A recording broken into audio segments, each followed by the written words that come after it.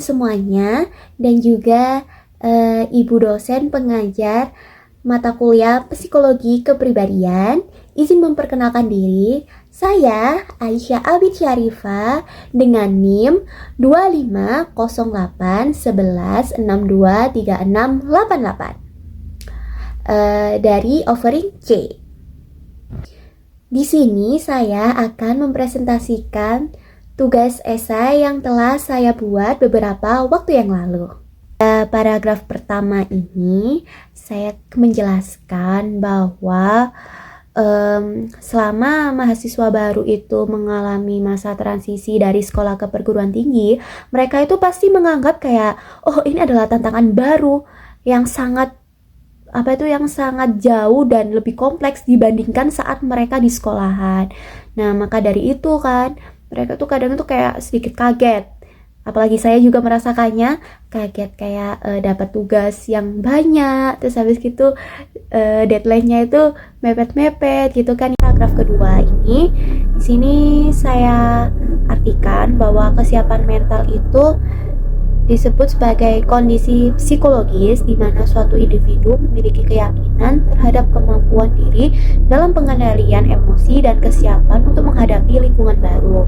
Nah, biasanya kan ini tergantung sama individunya ya. Terkadang ada beberapa individu yang mana itu mahasiswa baru juga yang memiliki kesiapan mental yang baik. Mereka tuh biasanya tidak mudah cemas atau khawatir berlebihan, dan hal ini dapat dihubungkan dengan teori Albert Bandura 1986 yang saya ambil dari buku Social Foundations of Thought and Action, a Social Cognitive Theory.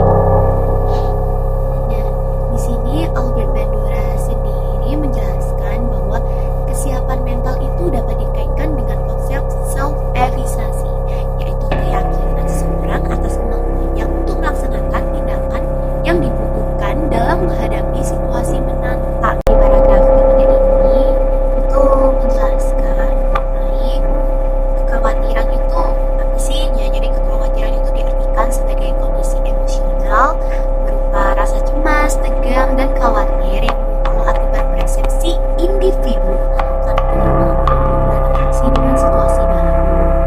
Nah, jadi itu kayak misalkan kita itu menemukan suatu hal yang positif, tapi kita melihat hal positif itu dengan cara persepsi yang negatif, sehingga hasilnya kita tetap melihat hal positif itu menjadi negatif karena tergantung dengan persepsi kita sendiri. Di paragraf keempat ini, di sini saya mengambil dari teori psikososial Erikson 1986 yang saya ambil dari bukunya yang berjudul Identity, Youth and Crisis.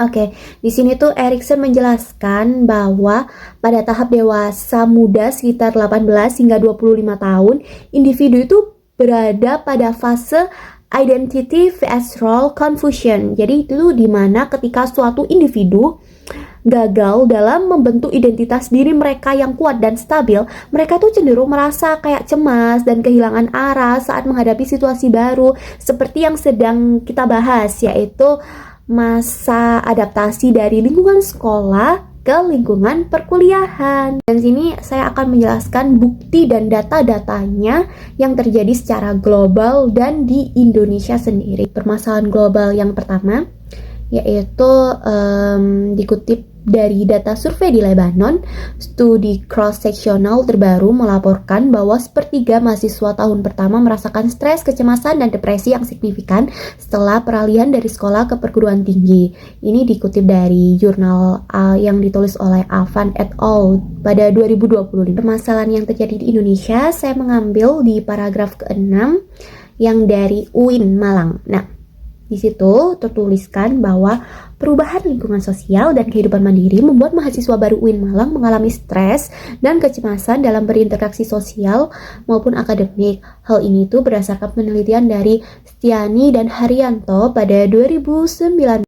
Untuk teori penyebab yang pertama yaitu menggunakan teori kognitif sosial dari Albert Bandura 1986. Untuk teori kedua yaitu teori penyelesaian, saya ambil dari Erikson 1968 yang telah saya kutip dari buku Erikson yang sudah saya jelaskan tadi di awal video. Nah, di sini tuh Erikson menjelaskan bahwa tahap dewasa muda itu menuntut individu untuk membentuk identitas diri yang stabil. Nah, dari sini seperti yang dikatakan oleh Albert Bandura, tadi kan Albert Bandura itu bilang kalau misalkan seseorang yang memiliki self-efficacy yang rendah, dia itu akan melihat sesuatu hal yang misalnya tuh hal itu positif, tapi itu dilihat dengan negatif karena dia tuh sudah memiliki self-efficacy yang rendah. Agar itu tidak terjadi, maka kita harus membentuk identitas diri yang stabil dan dipengaruhi oleh dukungan sosial dan penguatan identitas diri. Baik, sekarang ini sudah ada di penghujung presentasi dan sudah selesai semua. Mohon maaf bila ada kekurangan atau kesalahan atau kurang tepat. Jadi sekian dari saya, pamit undur diri, Aisyah Abid Syarifah. Mohon maaf bila ada salah kata. Terima kasih.